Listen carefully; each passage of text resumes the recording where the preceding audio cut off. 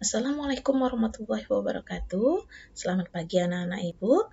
Salam sejahtera bagi kita semua. Sebelum kita memulai materi pada hari ini, ada baiknya kita melafazkan basmalah, bismillahirrahmanirrahim. Baik, pada pertemuan hari ini, ibu akan menjelaskan tentang materi sifat komutatif atau pertukaran pada bilangan cacah. Nah, bilangan cacah ini apa?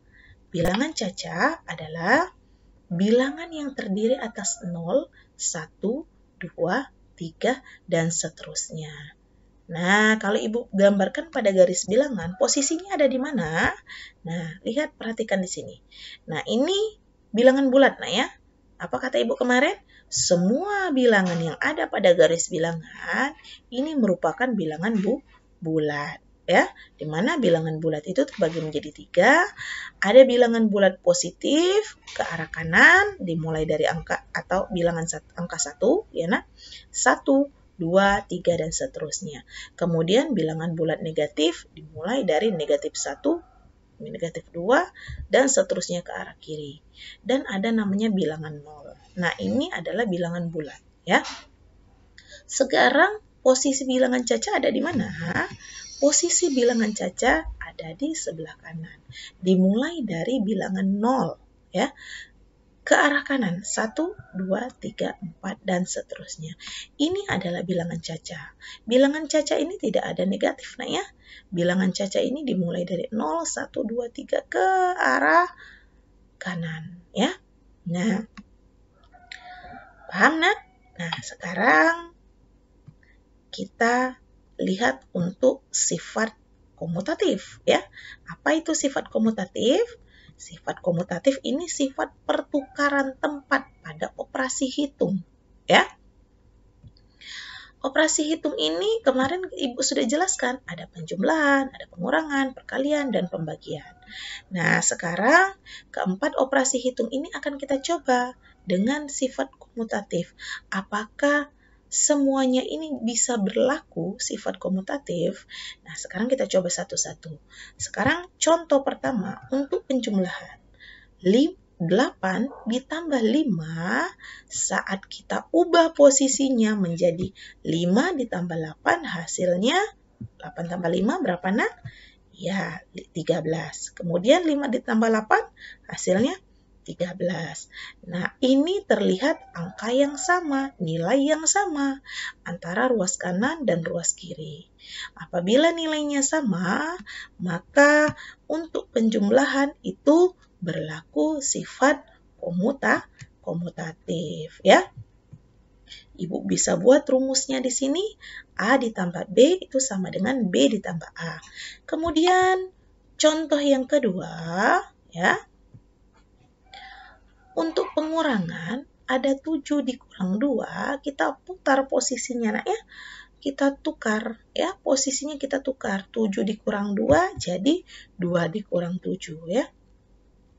7 dikurang 2 ini 5. Sedangkan 2 dikurang 7 negatif 5. Maka tandanya bukan sama dengan, melainkan bukan sama dengan ya. Nah, jadi bisa ibu buat di sini rumus A dikurang B itu tidak sama dengan B dikurang A. Kenapa? Saat kita tukar posisinya, ya, dia tidak menghasilkan nilai yang sama. Maka apabila kedua ruas ini tidak menghasilkan nilai yang sama atau bukan sama dengan, maka tidak berlaku untuk sifat komutatif. Ya. Selanjutnya contoh yang ketiga, ini adalah perkalian. Ya. 5 dikali 3 itu apakah sama nilainya saat kita tukar atau kita putar 3 kali 5. Nah ya, nah 5 dikali 3 hasilnya 15, sedangkan 3 dikali 5 ini hasilnya 15 juga. Oh, ternyata sama. Apa kata ibu kalau sama? Tandanya itu sama dengan. Maka untuk perkalian berlaku sifat komutatif. Jika A kita kalikan B, hasilnya sama atau menghasilkan nilai yang sama dengan B dikali dengan A. Ya nak? Nah, selanjutnya contoh yang keempat. contoh keempat ini pada pembagian. 16 dibagi 4 sama dengan 4 dibagi 16. Apakah tandanya sama? Sama dengan antara ruas kanan dan ruas kiri setelah kita tukar posisinya. 16 dibagi 4 ini 4. Sedangkan 4 dibagi 16 adalah 1/4 atau 0,25. Ya, maka tandanya bukan sama dengan. Ya. Nah, seperti ini tandanya bukan sama dengan. Nah, ya. Jadi, untuk pembagian bisa Ibu buat rumus di sini. A dibagi A itu tidak sama dengan B dibagi A. Kenapa? Saat ditukar posisinya ternyata menghasilkan nilai yang tidak sama.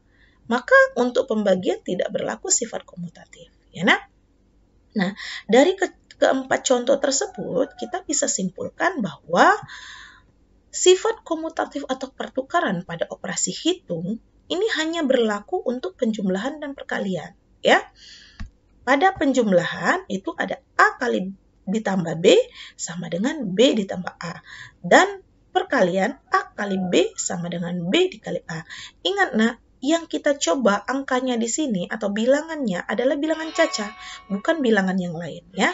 Maka untuk bilangan caca berlaku sifat komutatif operasi hitung untuk penjumlahan dan perkalian. Ya, jika hasilnya sama, ruas kanan dan ruas kiri, maka dia berlaku sifat komutatif atau pertukaran.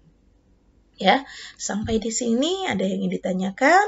Silakan video call Ibu atau chat ke grup kelas kita. Dan untuk lebih memahami lagi, kalian kerjakan soal, ya. Kerjakan di buku latihan halaman 19, nomor ganjil, nomor 1, 3, 5, 7, dan 9. Ingat, selalu Ibu tekankan di sini baca petunjuk soal, ya. Selamat mengerjakan. Semoga apa yang Ibu sampaikan pada hari ini bisa bermanfaat bagi kalian, ya. Dan juga tetap semangat, ya. Walaupun kita dalam kondisi